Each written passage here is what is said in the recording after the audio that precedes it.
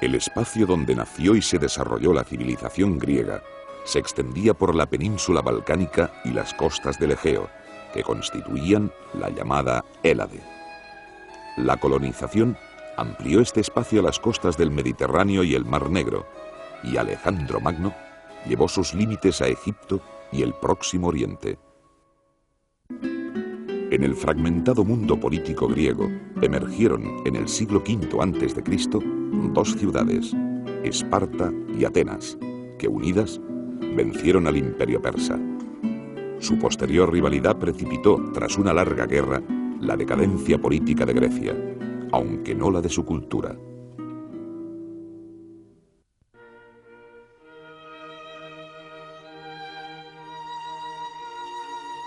Los orígenes de la civilización griega se remontan a las culturas minoica y micénica. La isla de Creta dio vida a una brillante civilización sustentada en el comercio marítimo y conocida con el nombre de minoica, cuya máxima expresión está representada por los palacios de Cnosos, Festos y Malia.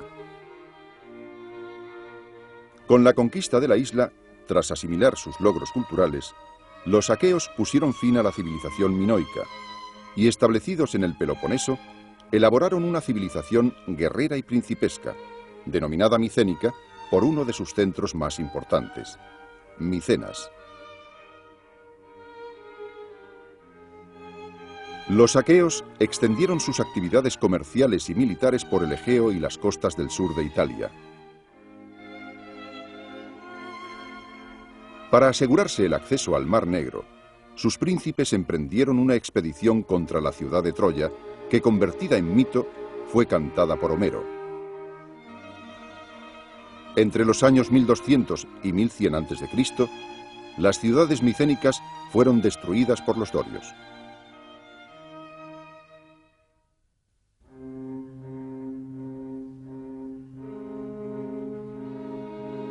La invasión de los dorios desencadenó un movimiento migratorio hacia las costas de Asia Menor que hizo del Egeo un mar griego, pero que también significó un largo período de retroceso cultural, conocido como Época Oscura.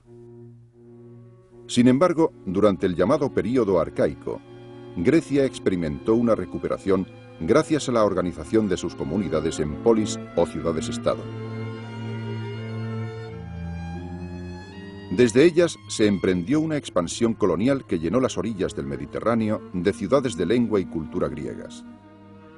Grandes santuarios, donde se celebraban juegos sagrados, contribuyeron a fijar la religión y a difundir un sentimiento panhelénico.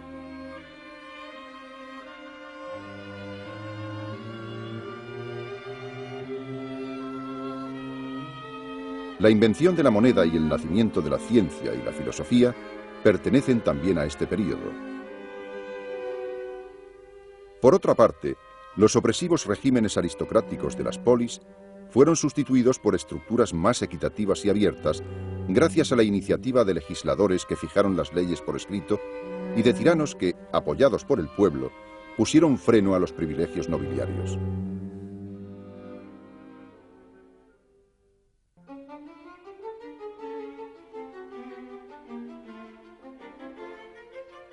A comienzos del siglo V a.C., los griegos se enfrentaron a la amenaza persa en las llamadas guerras médicas. Los persas se habían extendido desde el Irán hacia Occidente, ocupando Egipto, Mesopotamia y Asia Menor. Ello provocó la rebelión de las ciudades griegas de las costas de Asia Menor, que contaron con la ayuda de Atenas y de otras polis del continente.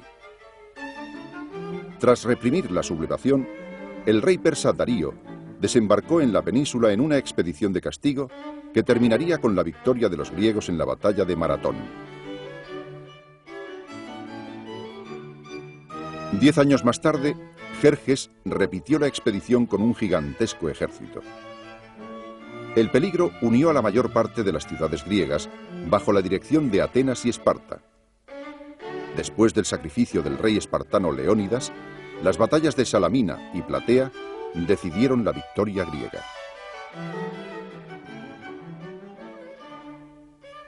Liberado el continente, los griegos llevaron la guerra a las costas de Asia Menor y obligaron a los persas a evacuarlas, asegurando así la libertad de navegación en el mar Egeo.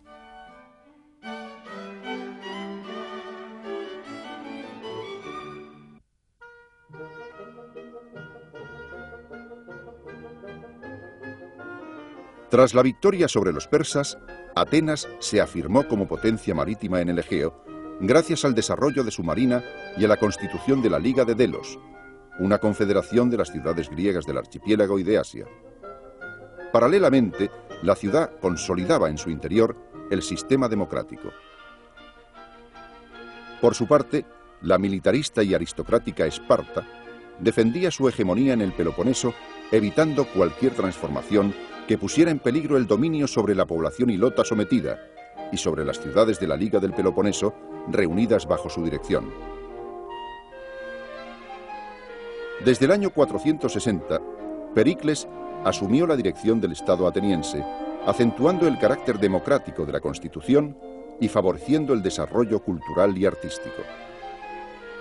Los monumentos de la Acrópolis, las estatuas de Fidias y la tragedia griega pertenecen a este brillante período. En política exterior, Pericles impuso el dominio de Atenas a los miembros de la Liga de Delos y la transformó en un auténtico imperio. Ello generó la hostilidad de Esparta y sus aliados, que desembocó en la Guerra del Peloponeso. No fue solo una lucha entre las ligas de Delos y del Peloponeso, sino también una feroz guerra civil librada en el interior de las polis entre demócratas y oligarcas. La contienda, donde explotaron las graves contradicciones del mundo griego, fue ruinosa para toda la Hélade. Con la rendición de Atenas y la desaparición de su imperio marítimo, renació la piratería en el Egeo, mientras los persas pudieron inmiscuirse libremente en las cuestiones internas griegas.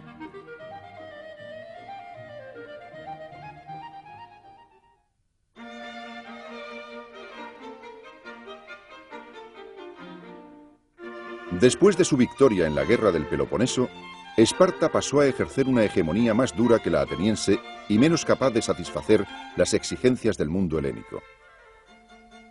Esta dominación, apoyada por los persas, provocó una rebelión generalizada que posibilitó un breve dominio de Tebas sobre gran parte del Peloponeso. Los sucesivos fracasos de Atenas, Esparta y Tebas determinaron en la primera mitad del siglo IV una crisis política general del mundo griego reflejada en los escritos de Platón. Mientras, en el norte de la península balcánica, se perfilaba bajo la dirección de Filipo II el poderoso reino de Macedonia. Filipo consiguió dominar Grecia tras la batalla de Queronea, que puso fin a la independencia de las ciudades griegas, y murió asesinado cuando preparaba una ofensiva contra el imperio persa. Fue su heredero, Alejandro, quien inició en el año 334 la guerra panhelénica contra el Coloso Oriental. Tras apoderarse de las ciudades de la costa fenicia y Egipto, derrotó a Darío y ocupó todo el imperio, extendiendo sus conquistas hasta el río Indo. Desde Babilonia, capital del nuevo imperio, Alejandro organizó los territorios conquistados, fundando numerosas ciudades como Alejandría, que favorecieron la fusión de griegos y orientales. Su temprana muerte puso fin a su sueño de crear un imperio universal.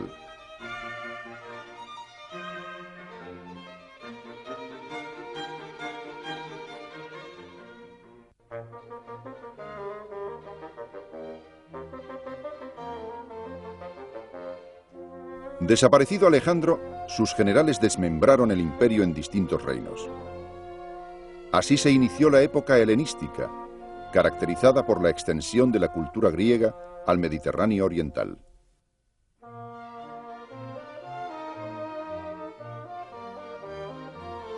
Fue esta una fase de rígida organización monárquica, en la que el individuo, excluido de la vida política, se convirtió en súbdito. Nacieron escuelas filosóficas como el estoicismo y el epicureísmo, preocupadas por el destino del hombre. La construcción de grandes ciudades modificó el espacio urbano y progresaron las ciencias, las artes y las letras. todo el oriente mediterráneo se convirtió en una comunidad económica y cultural gracias al equilibrio entre las potencias dominantes: Macedonia, Siria y Egipto.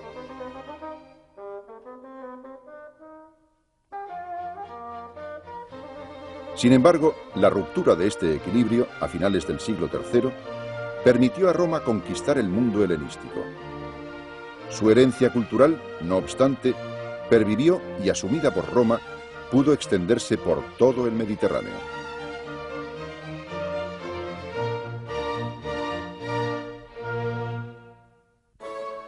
La civilización griega inauguró una etapa de la historia de la humanidad basada en la razón. Los ideales de humanización de lo sobrenatural, la ciudad como modelo de convivencia y conceptos como la democracia han ejercido en Occidente una influencia profunda y duradera.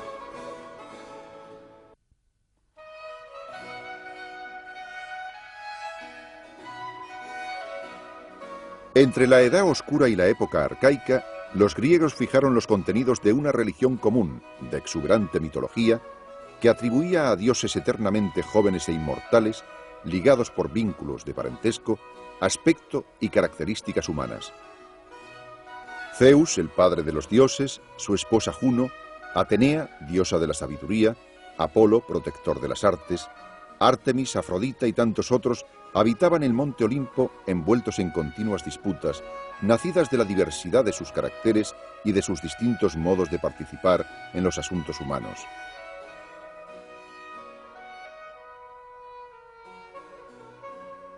Cada ciudad estaba protegida por deidades particulares cuyo culto, que adquiría innumerables formas, empapaba toda la vida social y cultural. A partir del siglo VI, se difundió la construcción de templos en piedra como moradas de la divinidad. Decorados por artistas famosos, son aún símbolo de la arquitectura y de la cultura griegas.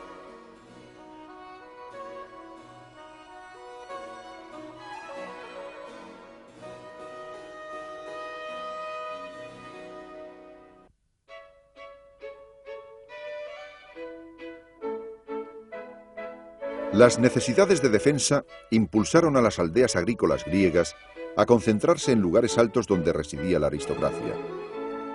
Nació así, a lo largo del siglo VIII a.C., una nueva forma de asociación política, la polis o ciudad-estado, constituida por la acrópolis, el casco urbano extendido a sus pies, el territorio rural y la población que lo habitaba. Como comunidad soberana, la polis desarrolló cultos, leyes y ejército propios. En su centro político, el ágora o plaza pública, se reunía la asamblea de ciudadanos. La acrópolis se convirtió en el centro espiritual donde se levantaban los templos dedicados a las divinidades protectoras.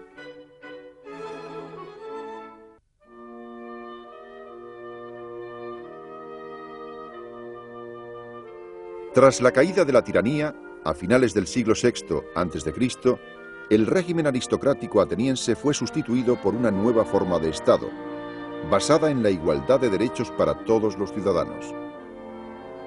Las reformas de Clístenes y Pericles hicieron de Atenas un modelo de democracia imitado por muchas otras polis griegas. La eclesía, o asamblea, en la que participaban todos los ciudadanos, decidía las relaciones con otros estados, fijaba impuestos, controlaba las finanzas y evaluaba las propuestas de ley presentadas por el Consejo de los 500 o Bulé. Las magistraturas, temporales y sometidas a la supervisión del pueblo, eran cubiertas por sorteo o por elección popular si exigían una competencia específica, como el mando del ejército.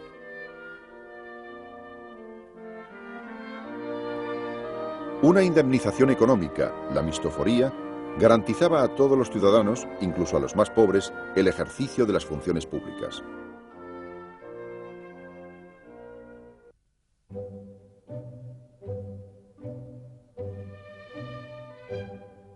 La helenización de Oriente está ligada a las innumerables ciudades fundadas en los territorios del antiguo imperio persa por Alejandro y sus sucesores. En ellas se impuso una estructura de calles perpendiculares y paralelas que se cruzaban en ángulo recto. Muchas ciudades orientales adquirieron aspecto griego al incorporar instalaciones como el ágora, pórticos de columnas, estadios, templos o teatros. Las más importantes fueron Alejandría, Antioquía y Pérgamo. A diferencia de la polis, la ciudad helenística era una estructura abierta y en continuo desarrollo, frecuentada por extranjeros, a la vez centro comercial, cultural y núcleo industrial.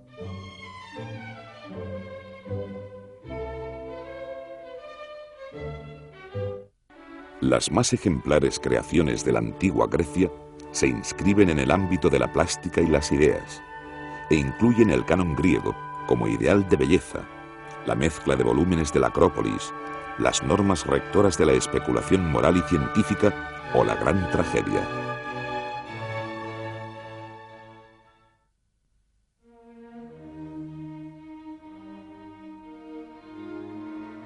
El palacio de Knossos, en la isla de Creta, fue construido a comienzos del segundo milenio antes de Cristo, pero tuvo su apogeo entre el 1600 y el 1400. Constituía un cuerpo único de proporciones gigantescas, con un gran patio interior cuadrado y un entramado de pasillos y escaleras que comunicaba las estancias. Contaba con almacenes, talleres, capillas, viviendas para el séquito y magníficos aposentos con terrazas de columnas para los soberanos.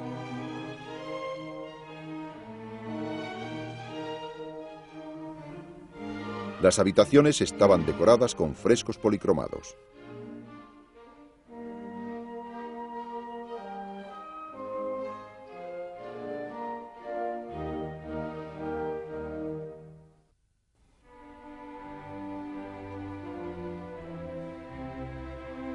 La escultura clásica alcanzó su plenitud en los siglos V y IV.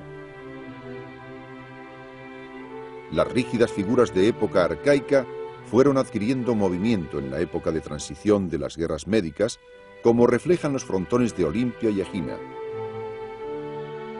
La escultura clásica alcanzó su apogeo en la Atenas de Pericles, donde Mirón, Policleto y Fidias expresaron en perfectas proporciones la fuerza de la figura humana. En el siglo IV, artistas como Praxiteles o Lisipo introdujeron en sus obras el sentimiento y la pasión. La época helenística acentuó el patetismo y teatralidad con obras como El altar de Pérgamo o La victoria de Samotracia.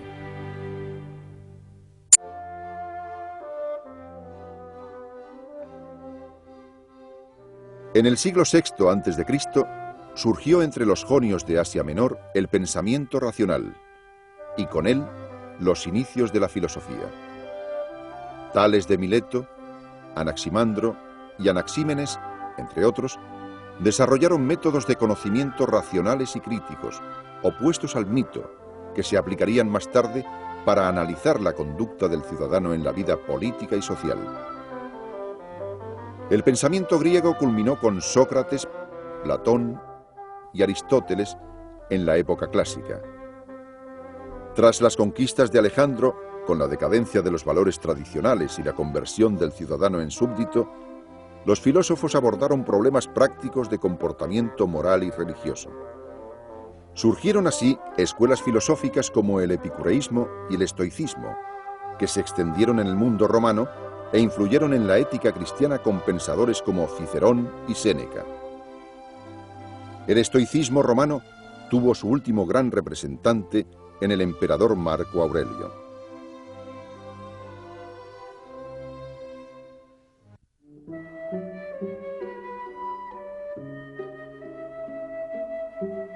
La Acrópolis, promontorio rocoso en la llanura de Atenas, era el área sagrada en que se levantaban los templos de la ciudad.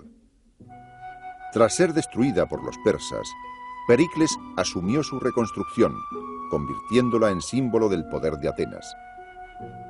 Su edificio más importante era el Partenón, un grandioso templo de mármol cuyos frisos escultóricos de Fidias constituyen la culminación del arte clásico. En su proximidad, y como contrapunto, se erigieron los gráciles templos de Atenea Nike y el Erecteo.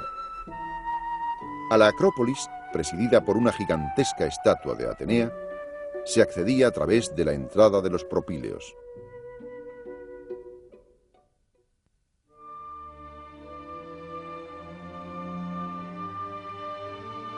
La tragedia tiene su origen en las representaciones de un coro que entonaba un canto coral de argumento mítico en honor de Dionisos.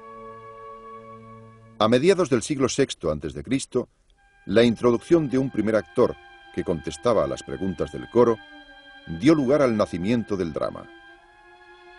Hacia el 470, la tragedia ya había adquirido sus rasgos característicos, derivados de un argumento en que un héroe se enfrentaba a un destino dramático e ineludible.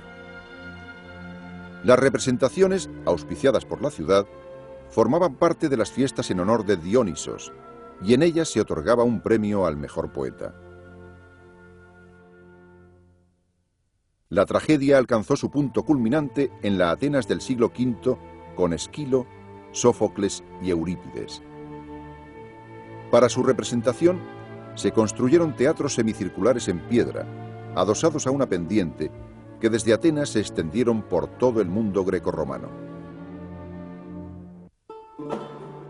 Desde el Egeo, la gran colonización llevó la cultura griega a todas las riberas del Mediterráneo. Tras las campañas de Alejandro, durante la época helenística, el horizonte griego se amplió al Oriente Próximo y Asia hasta alcanzar los confines de la India.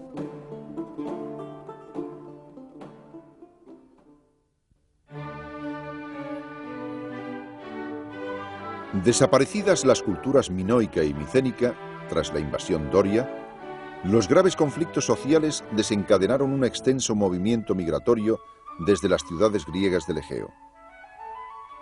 En una primera fase, los colonos griegos iniciaron el establecimiento de nuevas polis independientes en el sur de Italia y en Sicilia.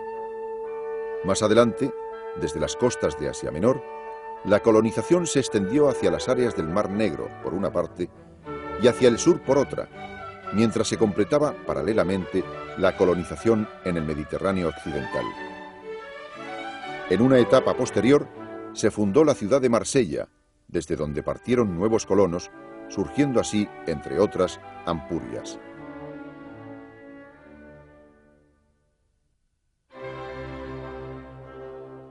Alejandro llevó a cabo una expedición militar contra los persas que, tras cruzar los estrechos, avanzó por Asia Menor y la costa siria y fenicia hasta llegar a Egipto, donde fue fundada Alejandría.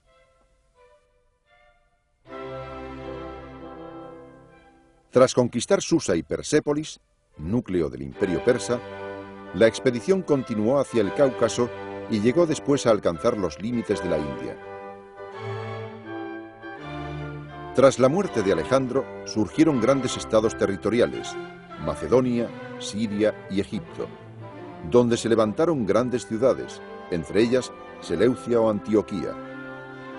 Estos estados coexistían con otros como Pérgamo o Rodas. Sin embargo, a comienzos del siglo II, Roma sustituyó paulatinamente el sistema pluralista de estados por su propia hegemonía. Roma, una modesta comunidad de la Italia central, se convirtió en el centro de un gigantesco imperio extendido desde el Rin y el Danubio hasta el desierto africano y desde el Atlántico al Éufrates. Los distintos pueblos en él incluidos fueron integrados en una unidad cultural que sobrevivió incluso a su propia existencia política. La República Aristocrática Romana consolidó un gigantesco imperio en torno al Mediterráneo. Sin embargo, ambiciones individuales precipitaron, tras un periodo de guerras civiles, la caída de la República y el nacimiento de un nuevo orden monárquico, el régimen imperial.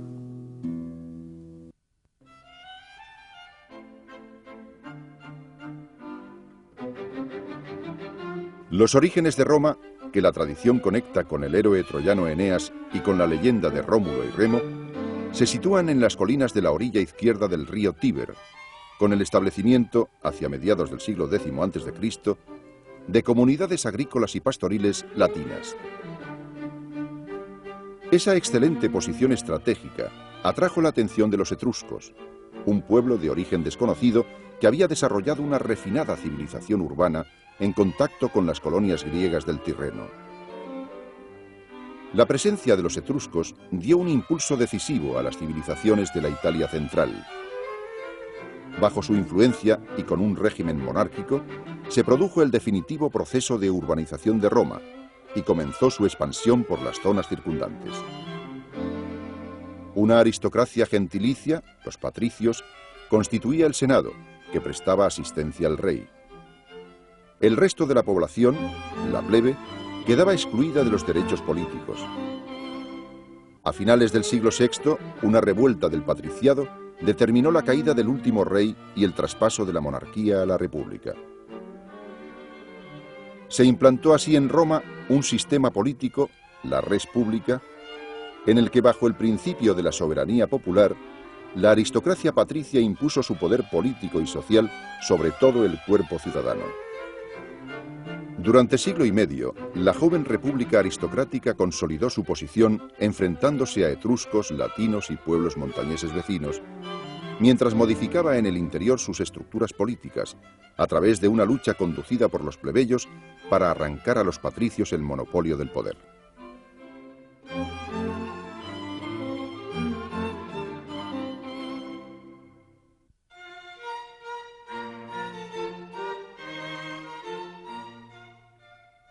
La aprobación de las leyes Licinio-Sextias abrió un proceso de fusión entre patriciado y plebe que aseguró a los plebeyos ricos la posibilidad de revestir las máximas magistraturas.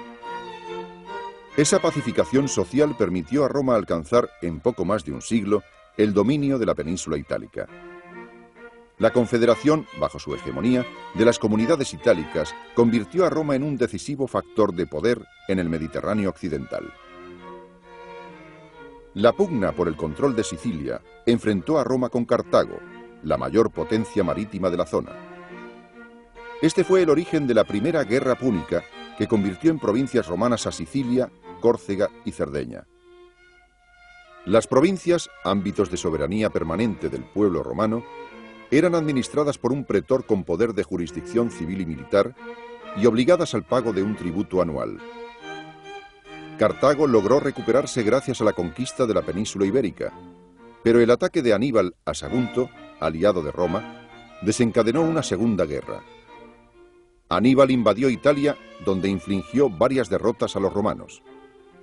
Sin embargo, gracias sobre todo a Escipión, Roma consiguió la victoria sobre Cartago, consolidando su hegemonía sobre todo el Mediterráneo occidental. A partir del 200 a.C., Roma volvió la atención hacia el Mediterráneo oriental, donde tras derrotar a los reinos de Macedonia y Siria, extendió su dominio a todo el mundo helenístico. En Occidente, la conquista de la península ibérica y la destrucción de Cartago en la Tercera Guerra Púnica la convirtieron en dueña de todo el Mediterráneo.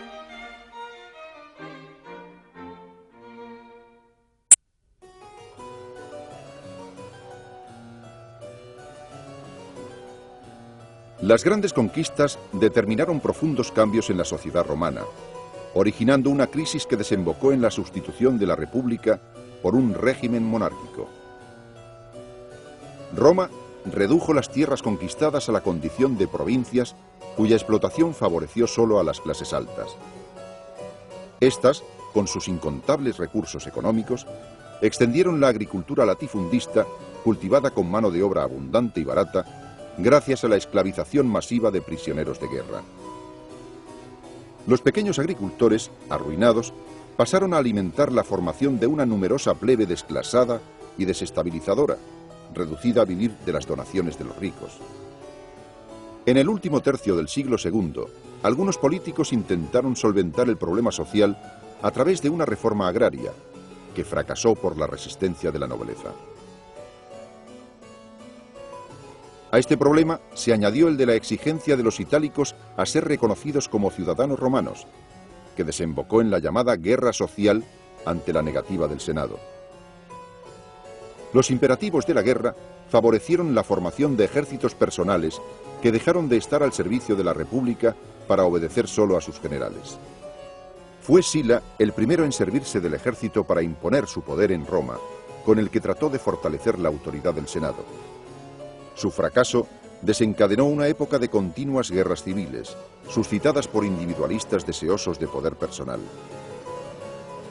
Uno de ellos, César, con un ejército devoto y entrenado en la conquista de la Galia, asestó el golpe definitivo a la República, haciéndose nombrar dictador perpetuo. Su asesinato, en el año 44 a.C., inició el último período de las guerras civiles.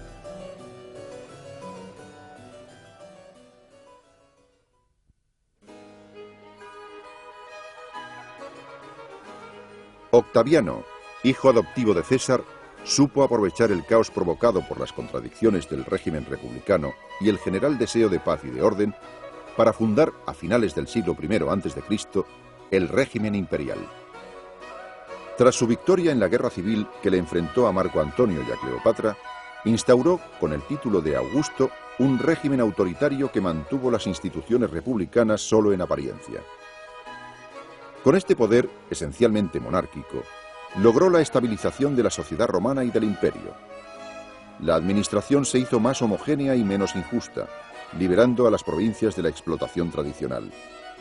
Reorganizó el ejército, estabilizó las fronteras, restauró los valores morales, favoreció la cultura y puso los fundamentos de una religión oficial, el culto imperial, como soporte de lealtad dinástica.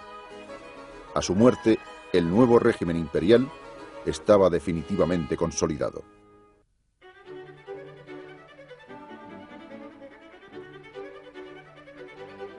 Los inmediatos sucesores de Augusto reafirmaron la autoridad monárquica del régimen, enfrentándose a la aristocracia senatorial que pretendía restaurar los valores republicanos.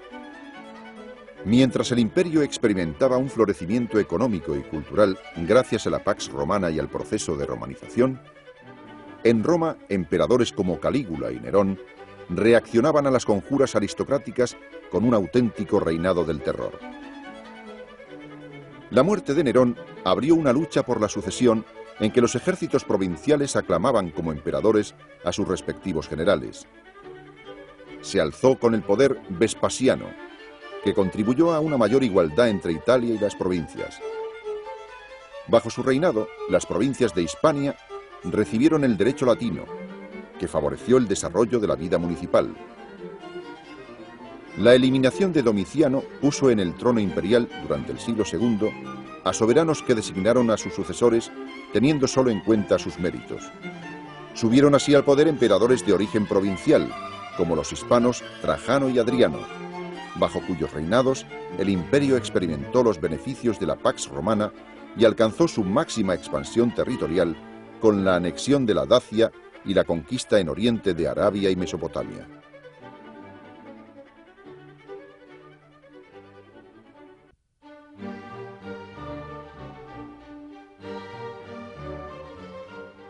La muerte de Cómodo, hijo de Marco Aurelio, desencadenó una violenta lucha por el trono entre los ejércitos provinciales. Se impuso Septimio Severo, que instauró una autocracia militar necesaria para contener el empuje de los bárbaros. El permanente esfuerzo militar obligó a aumentar la presión fiscal y generó, durante el siglo III, una grave crisis económica y de Estado. Paralelamente, la crisis moral nacida de la desconfianza en la religión oficial favoreció la difusión de cultos orientales y, sobre todo, del cristianismo, que a pesar de su persecución, se extendió por todo el imperio. La llegada al poder de Diocleciano supuso, a través del sistema de la tetrarquía, la reorganización del imperio con reformas centralizadoras. Su sucesor, Constantino, continuó su obra y, consciente de la fuerza del cristianismo, le concedió libertad de culto, llamando a las jerarquías eclesiásticas a colaborar en la administración. Mientras, la sociedad sufría una profunda transformación.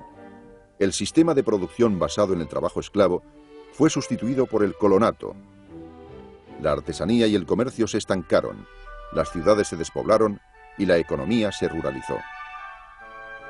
A finales del siglo IV, un emperador hispano, Teodosio, hizo del cristianismo la religión oficial de Roma, y aceptando la doble realidad oriental y occidental del imperio, lo dividió entre sus dos hijos. El occidente, económicamente en regresión y sin una dirección central enérgica, cayó bajo el empuje de los bárbaros, que a comienzos del siglo V se esparcieron por la Galia e Hispania y dieron vida a los primeros reinos germánicos.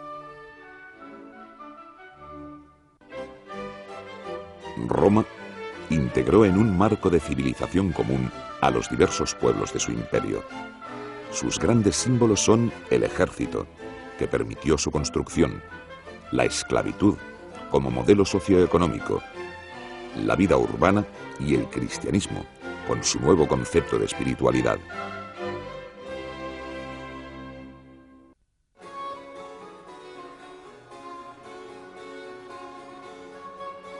El empleo masivo de esclavos como fuerza de trabajo comenzó en Atenas en el siglo V a.C. y alcanzó su culminación en Roma entre los siglos II a.C. y I después de Cristo. Los esclavos, prisioneros de guerra en su mayoría, trabajaban en casas privadas, en talleres artesanales, en canteras y en minas. Pero sobre todo, constituían la inmensa mayoría de los trabajadores agrícolas. Privados de todo derecho, eran mantenidos precariamente solo en razón de su rendimiento. A pesar de las terribles penas previstas por la ley romana, las duras condiciones de vida impulsaron en ocasiones violentas revueltas, como la dirigida por Espartaco. Algunos esclavos podían conseguir de sus dueños la libertad mediante el acto de la manumisión, convirtiéndose en libertos que podían conquistar posiciones de prestigio en la sociedad romana.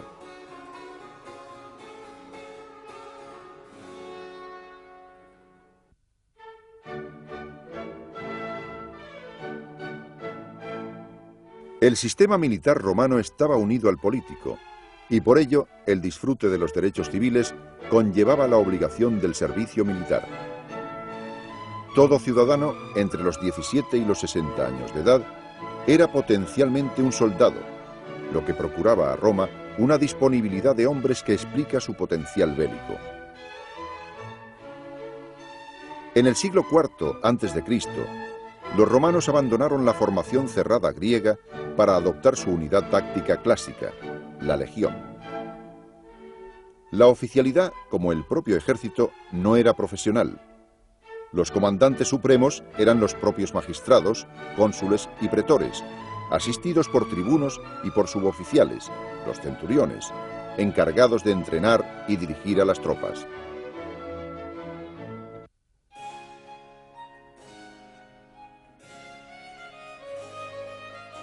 El aspecto de las ciudades romanas presentaba características comunes. Dos grandes calles perpendiculares formaban el entramado urbano, constituido por manzanas de casas individuales o colectivas. En la intersección de las dos calles principales se levantaba el foro, plaza rodeada de pórticos donde se concentraba la vida pública de la ciudad, que incluía la mayoría de los edificios públicos, tanto civiles como religiosos.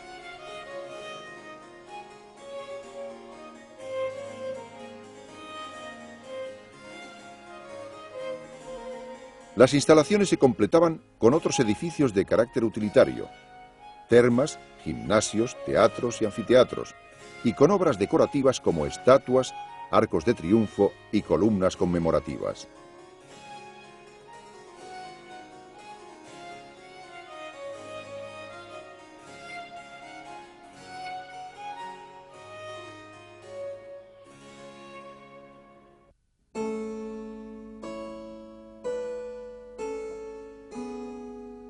A partir del siglo I después de Cristo, se difundieron por el imperio religiones de origen oriental y carácter mistérico, cuyos fieles buscaban la salvación a través del íntimo contacto con la divinidad. En este contexto surgió el cristianismo, difundido tras la muerte de su fundador, Jesús de Nazaret, por sus discípulos. Su moral diferente, su monoteísmo, sus reuniones secretas, convirtieron a los cristianos en un grupo marginal, potencialmente peligroso, que fue objeto de persecuciones por parte del poder estatal. El cristianismo, no obstante, fue extendiéndose a todas las capas de la sociedad, por lo que Constantino, en el 313, le otorgó libertad de culto. La Iglesia se convirtió así en una fuerza social y cultural, integrada cada vez más en el poder político, hasta su reconocimiento como religión oficial y única por Teodosio en el año 380.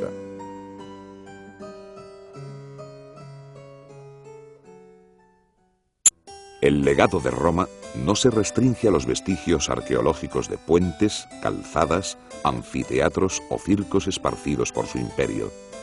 También las normas de derecho, base de nuestros ordenamientos jurídicos, tienen su origen en la cultura romana.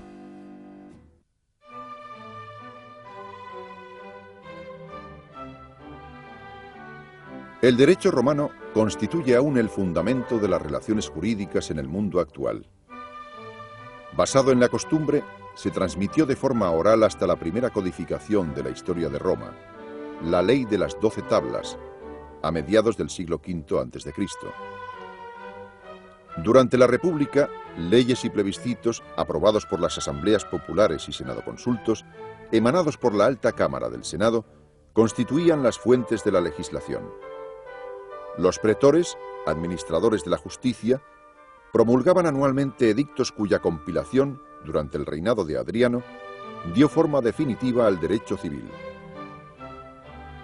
En la época imperial, las constituciones promulgadas por los emperadores se convirtieron en la única fuente del derecho. Sucesivas recopilaciones de estas constituciones, como el Codex Theodosianus, sirvieron de base a la gran compilación de época de Justiniano, el Corpus Juris Civilis.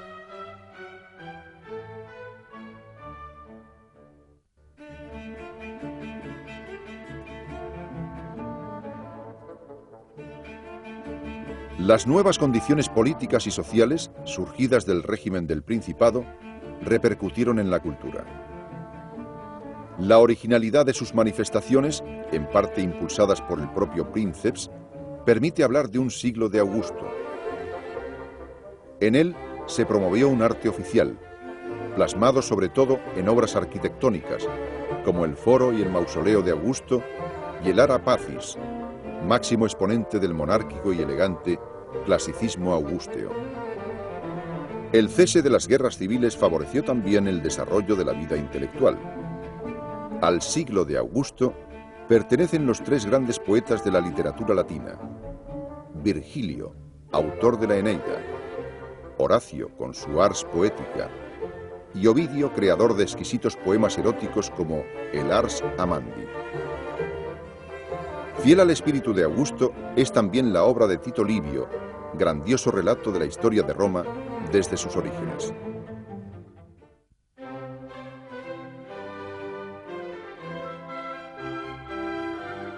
Para servir a la ideología del régimen, los emperadores impulsaron el desarrollo de un arte imperial que se manifestó principalmente en una arquitectura civil y militar suntuosa y utilitaria. Tras el clasicismo augusteo, la época Flavia se caracteriza por su racionalidad y colosalismo arquitectónico. Entre sus ejemplos destacan el Foro de Vespasiano, las termas y el Arco de Tito y el famoso Coliseo. Con Trajano, el arte imperial alcanza su más perfecto equilibrio, como refleja el monumental complejo Foro, Columna Trajana y Mercados, levantado en Roma. En época de Adriano llega la culminación del arte oficial, con obras originales que funden las técnicas romanas con los órdenes arquitectónicos griegos. Construcciones típicamente romanas, como el castillo de Sant'Angelo o el Panteón de Agripa, contrastan con la exquisitez neoclasicista y barroca del conjunto de la Villa Adriana de Tívoli.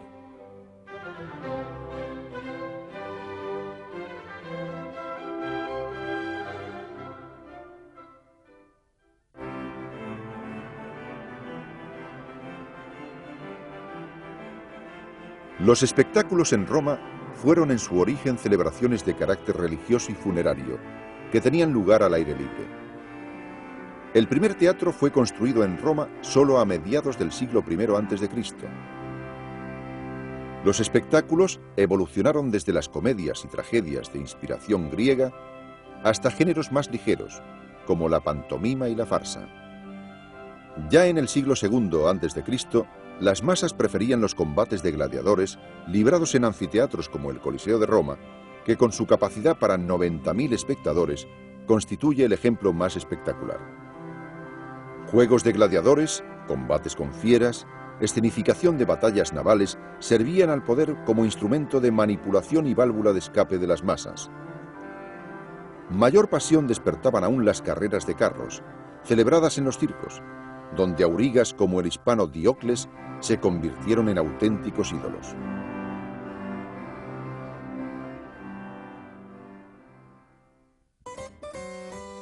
Incluida Italia en su esfera política, Roma extendió sus intereses a la península ibérica y al oriente helenístico.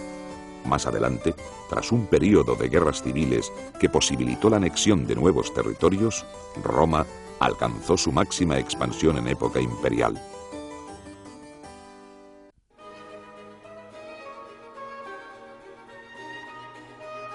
En el siglo V a.C., la República Romana, enfrentada a la Etrusca Velles y a otros pueblos vecinos, no era más que una modesta potencia regional. Tras someter a los latinos y después de 3 guerras contra los samnitas, Roma se hizo dueña de la Italia central. La expansión de la República obligó a las ciudades de la Magna Grecia, lideradas por Tarento, a solicitar la ayuda del monarca helenístico Pirro, que llegó con su ejército a través del mar. Su derrota, sin embargo, permitió a Roma extender su predominio en el sur de Italia.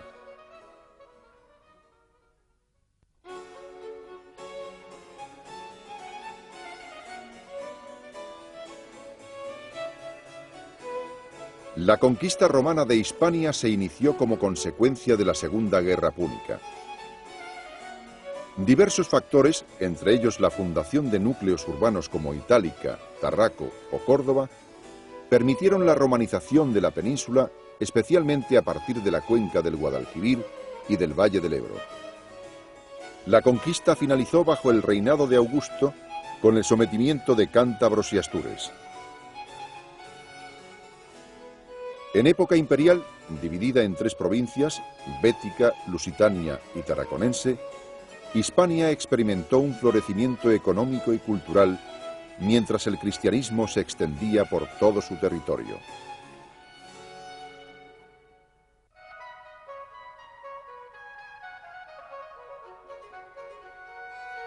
Tras la Segunda Guerra Púnica, Roma volcó su interés en Oriente, donde después de derrotar a Macedonia y Siria, extendió su dominio sobre el mundo helenístico. Paralelamente, fue anexionando el territorio de la península ibérica y tras la Tercera Guerra Púnica consiguió destruir a Cartago. Durante el período de las guerras civiles se añadieron nuevos territorios, fruto de conquistas como la de la Galia. Aunque Augusto había intentado conquistar Germania hasta el Elba, los límites septentrionales del imperio quedaron fijados en el Rin y el Danubio, mientras la expansión alcanzaba otras zonas.